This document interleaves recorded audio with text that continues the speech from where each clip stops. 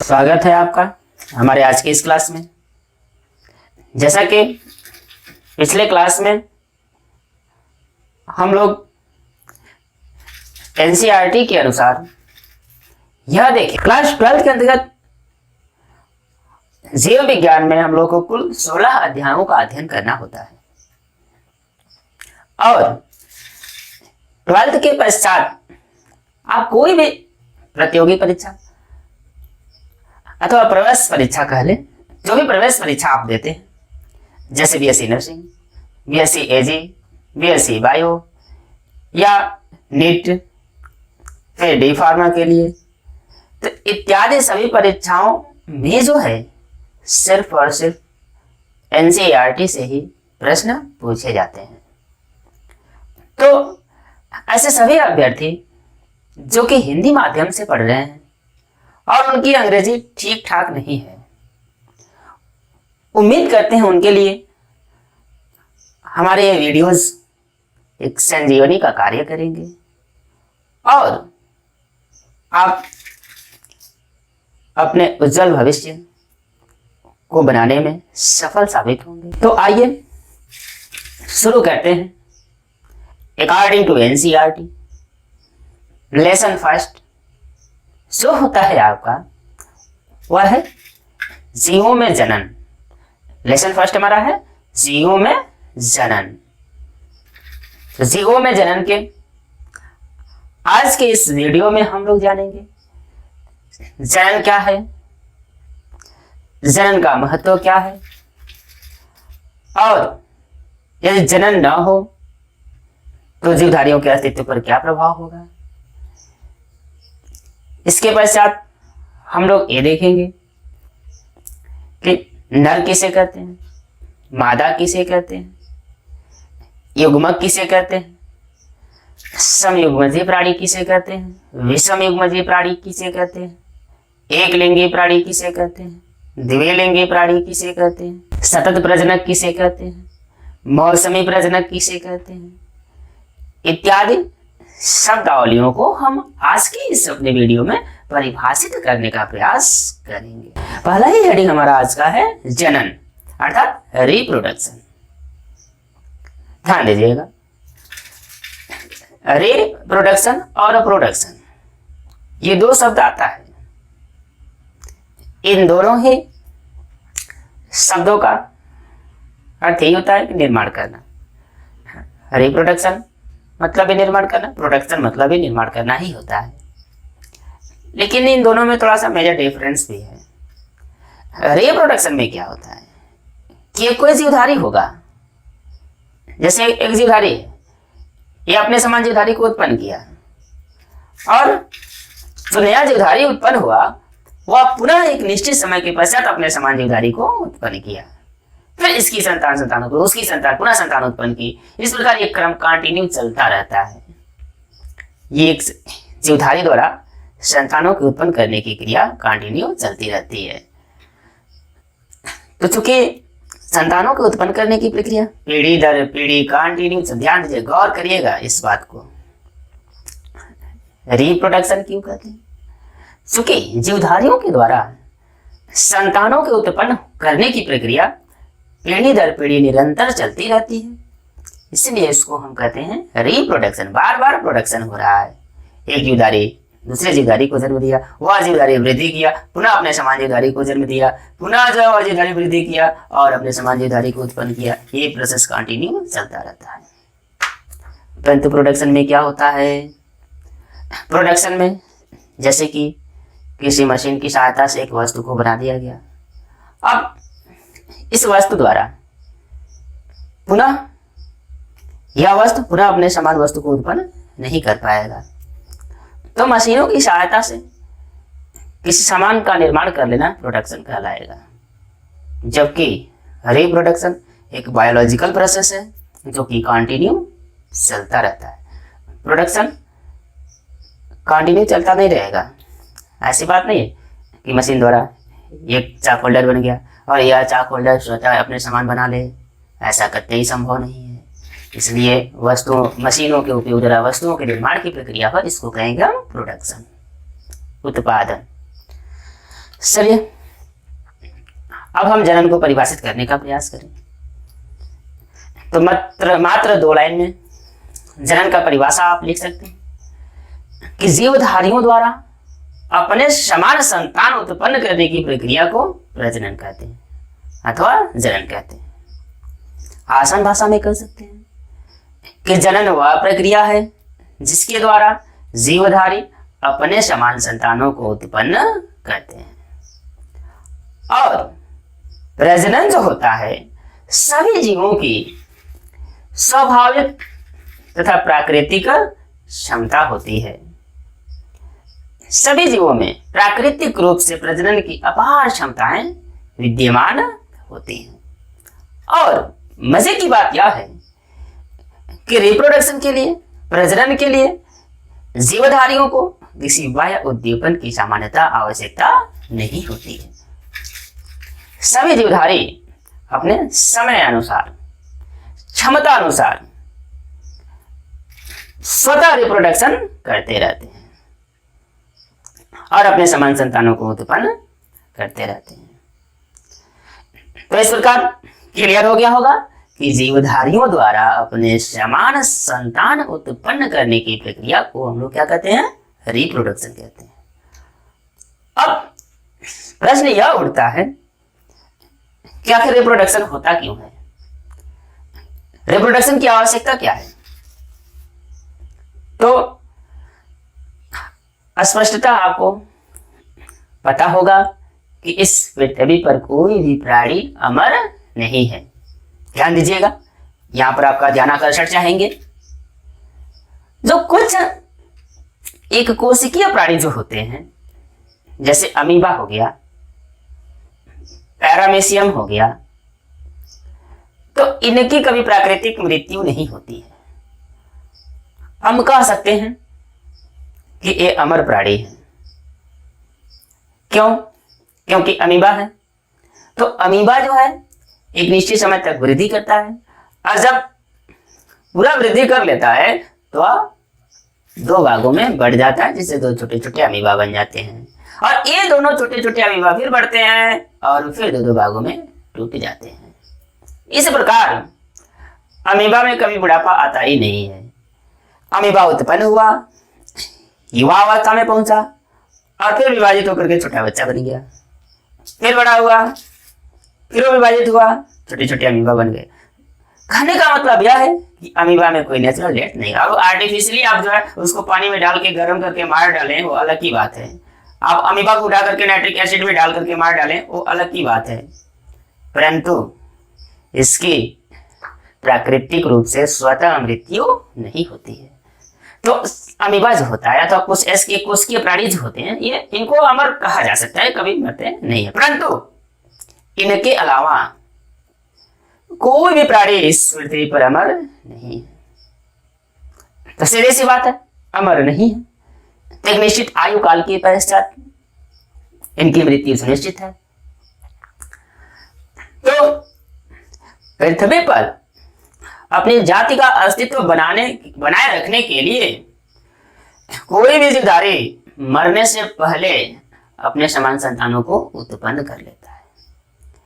इस प्रकार हम कह सकते हैं, गौर करिएगा, ये ध्यान देने योग्य, याद करने योग्य ये पॉइंट है कि पृथ्वी पर अपनी जाति का अस्तित्व बनाए रखने के लिए कोई भी जीवधारी प्रजनन क्रिया को संपन्न करता है। अगर अचानक सभी जीवधारियों में प्रजनन की क्रिया रुक जाए, पृथ्वी पर जितने भी जीवधारी हैं उनकी प्रजनन क्रिया अचानक बंद हो जाए, कोई भी नया जीवधारी उत्पन्न हो ही ना, तो आपको पता है कि किसी भी जीवधारी की आयु जो, जैसे कि कुछ जीवधारियों की आयु कुछ महीने होती है, कुछ की कुछ दिन ही होती है।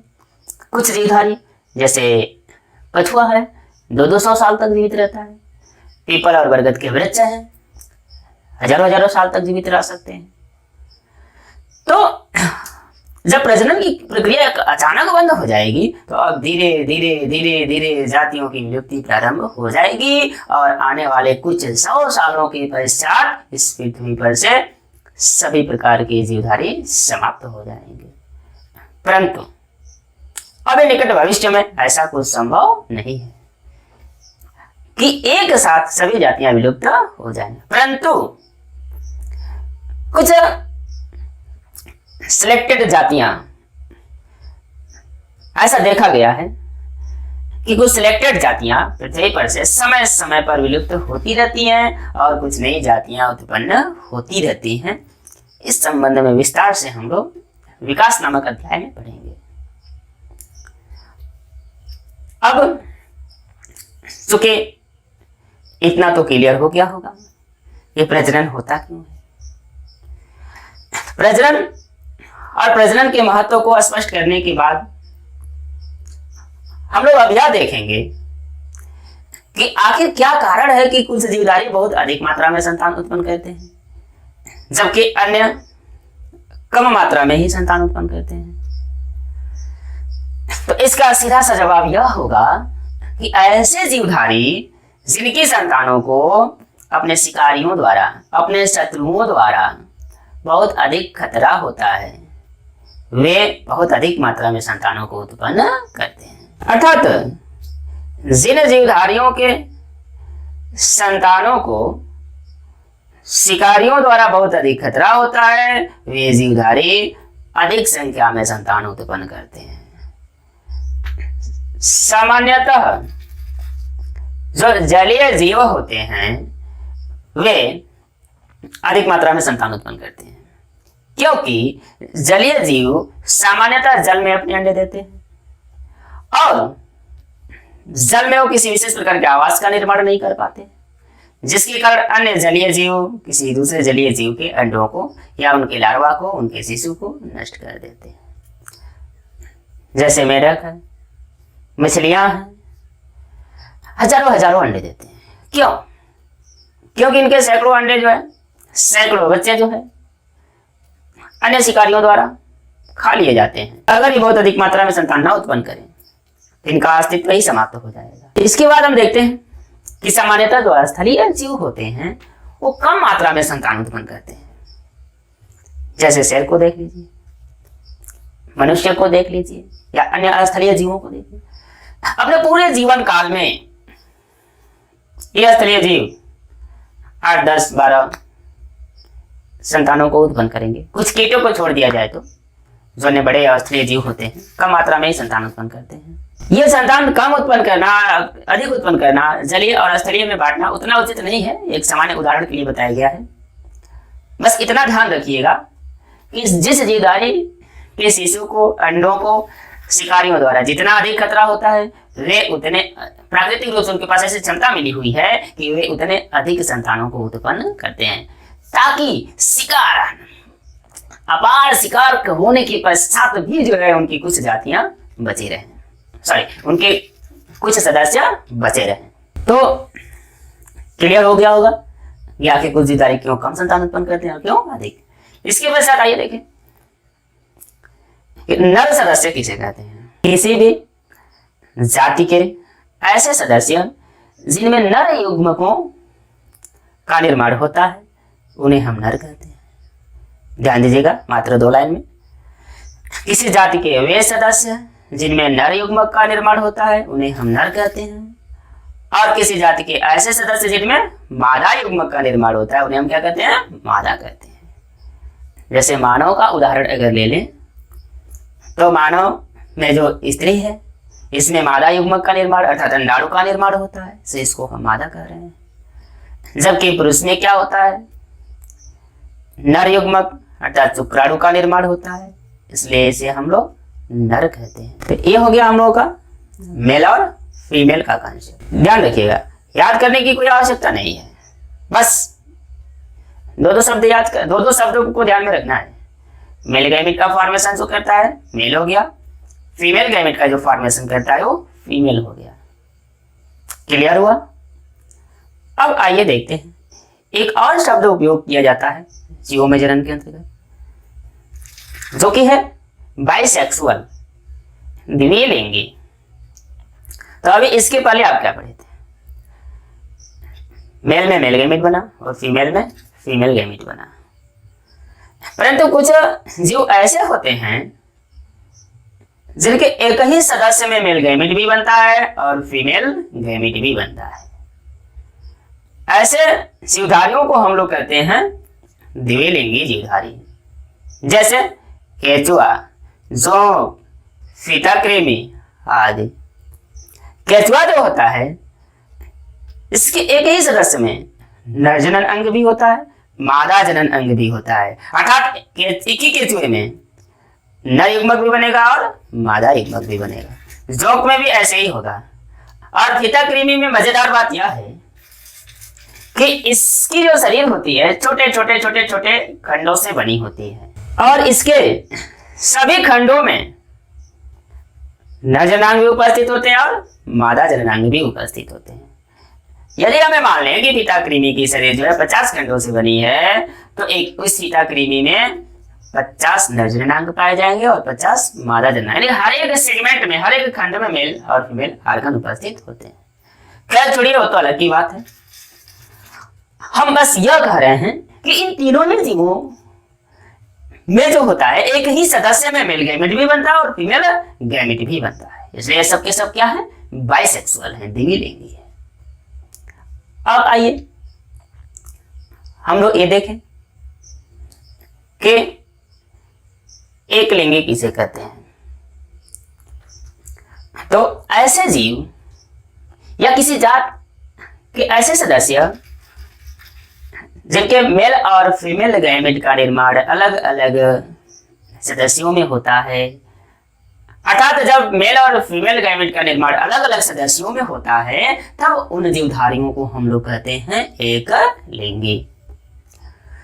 उदाहरण के तौर पर मानव को ही ले लें तो मानव में मेल गैमेट का निर्माण मेल में होता है और फीमेल गैमेट का निर्माण फीमेल में होता है।